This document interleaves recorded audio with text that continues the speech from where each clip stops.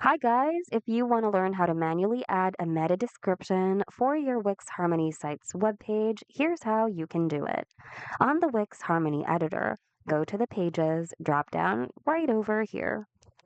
Hover over the page that you wish to work on and click the three-dot button next to its name. Go to SEO and Accessibility, then select SEO. Expand the menu list and expand the Add Meta Description option. On this field, input your meta description. Just make sure that your meta description will follow the criteria given right here. So the description should be 155 to 165 characters. It should summarize the content of this specific page. And search engines may create a different description for this page to better match what people are looking for. So create a concise summary that includes your primary keyword and a clear call to action. Focus on the specific value you provide to entice users to click.